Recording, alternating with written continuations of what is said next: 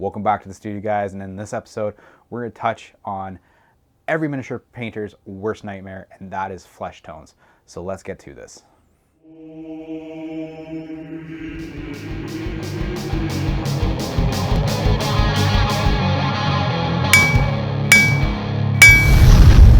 Anvil of War! Rick's Hobby Hut! So if you'll remember in the last episode, I touched on how to do the storm shield for a current model I'm working on. And in this episode, we're actually going to finish that model, and it's going to be revealed at the end of this episode. Now, I've narrowed the heads down to two different ones for this model. I just haven't decided which one I'm going to use yet, but I thought it'd be a great opportunity for me to show you how to do two different flesh tones and give you an idea of how to approach a flesh tone.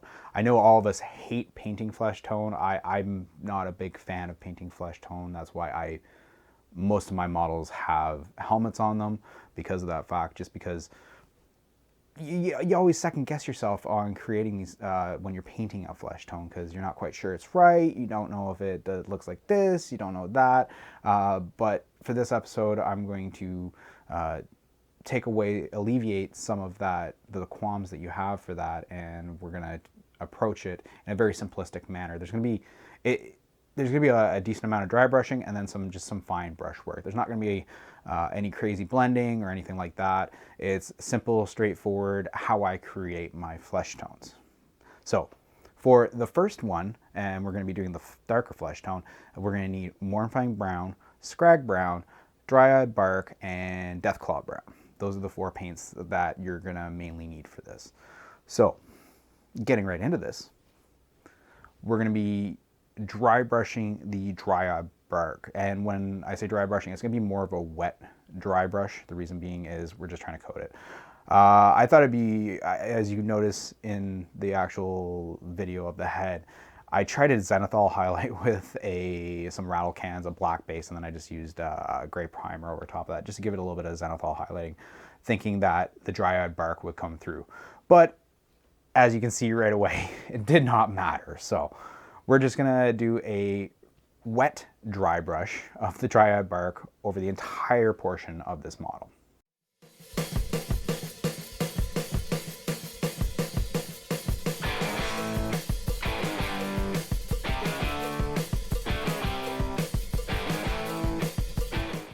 Once we finish with the Dryad Bark, I'm going to go ahead and I'm actually going to do a real dry brush this time of the Mornifying Brown. It's a little bit of it's a lighter brown, and it's going to start creating that base skin tone that we're going for. So again, just wipe it off. I'm going to test it on my hand, make sure I'm happy with how the particles coming off and the consistency of it. Again, it is a dry brush, pretty straightforward.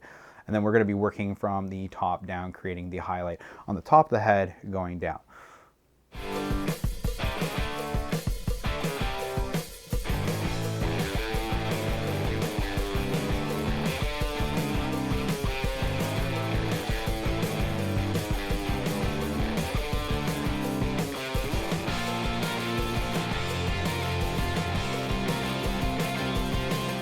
Moving on from the Mornifying Brown, we're going to move into the Scrag Brown.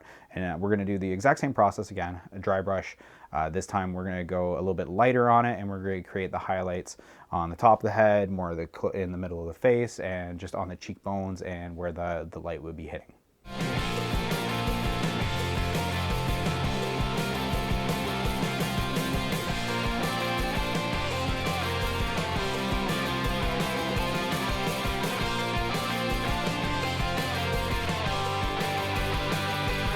Now that we're finished with the Scrag Brown, we're going to take the Deathclaw Brown, and we're going to go in and do one final highlight over the ridges and over the features, just to give it one more pop to it.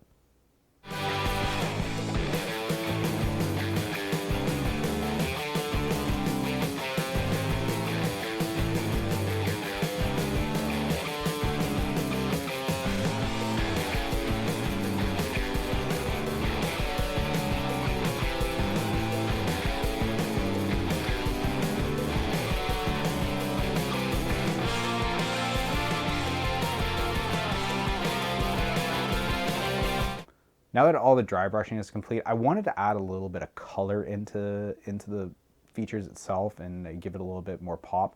Now again, this is completely experimental for me, but I had seen models in the past that kind of have like a purpley tinge to the bags underneath the eyes. So I wanted to try that effect, and for this I'm going to be using Gene Stealer Purple, and I'm just going to put it on those little bags right under the eyes, just to give it a little bit of color.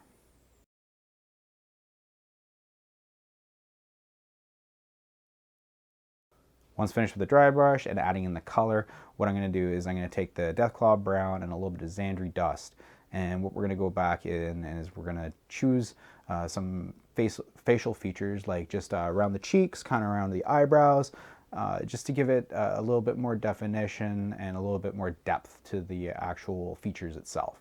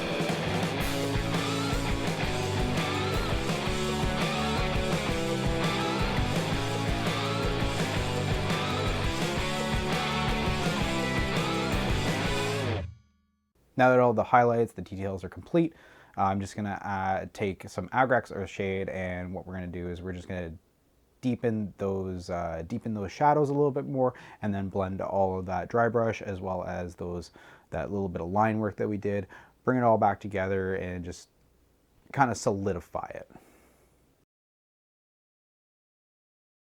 And for the last step, I'm just going to take the Xandri Dust and the Deathclaw Brown again, and I'm going to do just reestablish a couple of those highlights on some of the facial features, just to bring back that pop and those points of interest that you want on the face where the light is hitting. And once that's complete, the entire head is complete, aside from the details, obviously. At this point, I'm just going to go ahead and do my regular red for the collar, the way I do my reds for the collar, with corn red washed with Nuln Oil and then highlighted with Scarlet, Evil Sun Scarlet, along with Wild Rider Red, just to bring finish off the head and bring it all back together. Now for the lighter flesh tones, we're going to use Bugman's Glow as the base tone for it. So just go ahead. We're going to do a nice even coat across all the skin on the top of the head as well as the mouth for this. Once that's dry, go ahead and we're going to do a Reikland Flesh shade just to add some definition to it, some initial definition into the features of it.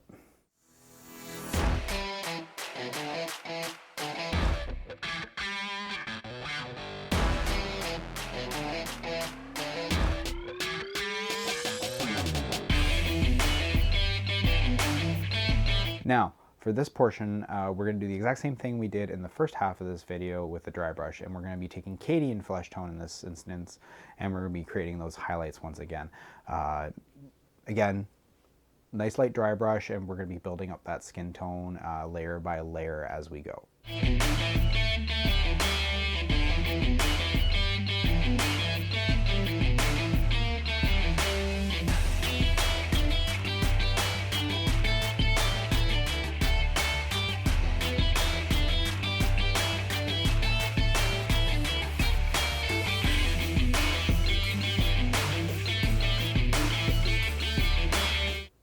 Once done with the Cadian flesh tone, we're going to go ahead and use the Kislev flesh, and we're going to do the exact same thing. A lighter dry brush once again, working from the top of the head down, creating those highlights on all the features.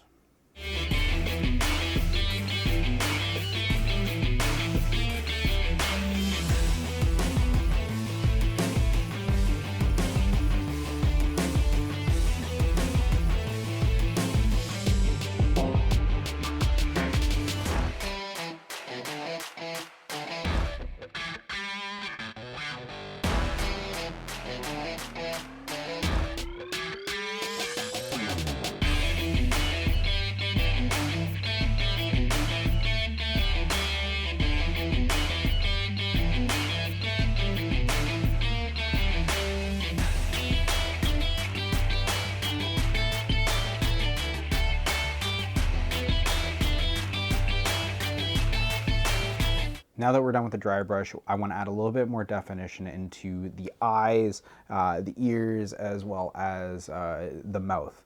And what we're going to do for that is I'm going to take Agrax Earthshade. It blends well with this, and this has been my trick in creating those really nice dark, kind of mysterious comic book faces when I do flesh tones.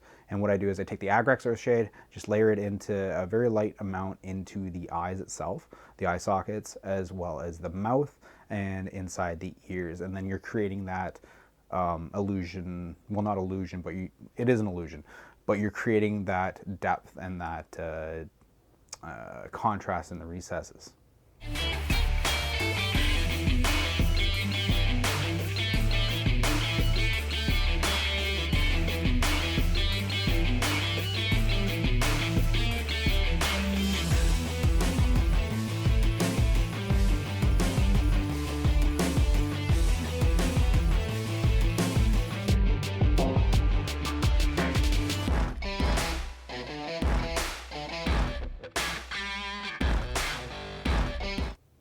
Now that that shade is dry, we're going to go in and we're going to take Requiem Flesh Shade once again, and we're going to wash the entire head. And at this point, again, we're bringing all the dry brush and together along with the darker recesses, and it's going to blend it all together, and it's going to be a nice, even flesh tone across the whole thing.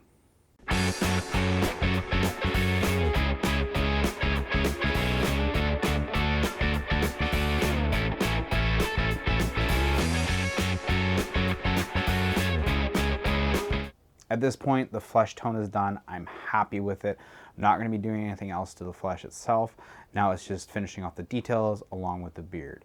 Now, for the beard, what we're going to do is we're just going to take a basic black. I'm using P3. You can use whatever you want. It does not matter. Just use a base black to create the beard. And when you're doing this, drag down where the follicles kind of like meet where the skin is. Drag it down so it blends and it's not just a single black line and it looks horrible. That's the biggest mistake I find a lot of painters make when they're painting models or anything with a beard on it, is they just create this like solid black line that does not blend in with the skin.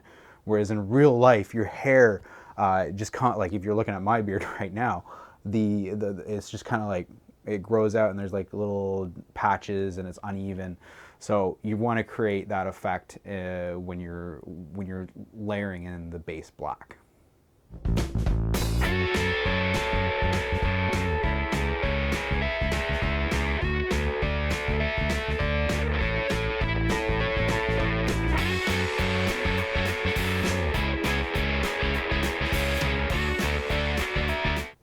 Now that the beard is base, we're going to take some Mechanicus Standard Gray. I like it for being used in beards because it's kind of got a little bit of a bluey tinge to it, so it gives a little bit of color in the beard. Not a lot, and it's not totally noticeable, but it just adds a little bit of kind of a bluey tinge to that beard. And what we're going to do is you can see each of the individual mold lines of where the hair is, and you're just going to drag it down. Drag it down to the tips. That's all you're going to do. Be very precise and fine with this. Use a 00 or a 0 brush. It's up to you, whatever you have, but use a very fine brush for doing this. And as I do this, I'm also going to mix in a little bit of white. You can use whatever white you want. I have Vallejo game color white, the Blanco white. You can use the white scar, whatever. Just slowly add a little bit of white into that Mechanicus gray, creating a little bit of a transition from the dark to white tips. So he kind of has like a graying white tip to his beard.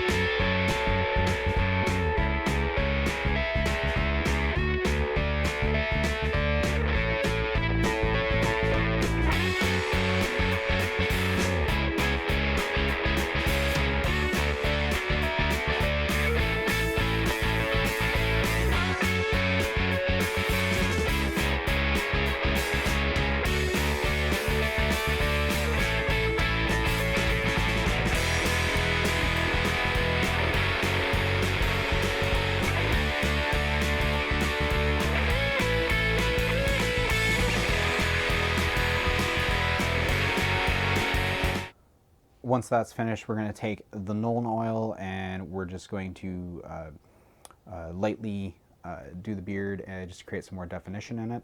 As well as at this time, we're going to take the Nuln oil and we're going to kind of create a 5 o'clock shadow on the balding head. Now, I kind of stumbled across this by mistake when I was just messing around with a previous model I did to kind of give it like that shaved head look. Or even kind of like a very thin hair on top, which is what this is going to end up looking more like. And what you're going to do is you're just going to take the Nuln oil and you're going to kind of look at the pattern where it would be along the sides and slowly work the brush back and forth with a small amount of Nuln oil on it to create that 5 o'clock shadow. Now, as far as the top of the head, I'm kind of doing streaks, and I'm not completely letting it dry. I'm kind of creating those streaks with each brush layer that I'm doing with the Nuln oil. It's kind of creating that very thin hair on top, whereas on the sides, it's kind of got a shaved look to it.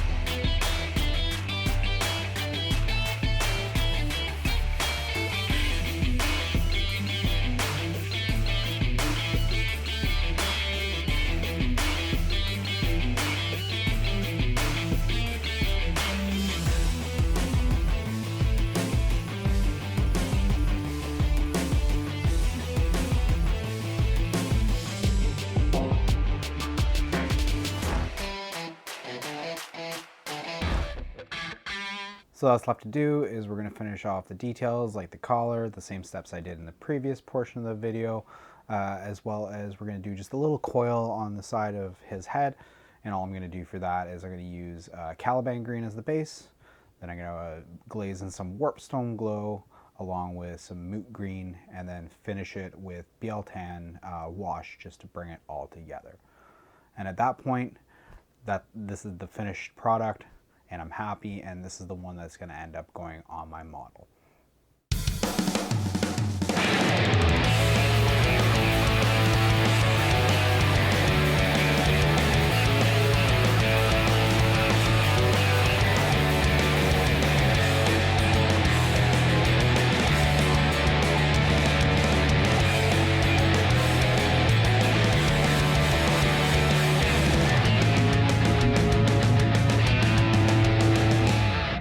Sponsored by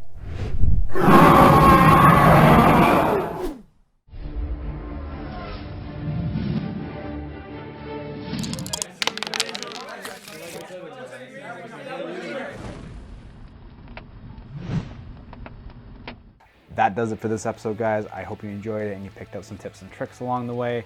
You're going to go out there and conquer your fears on painting flesh tones. Until next time, please like, share, and subscribe, and keep your paint on the palette.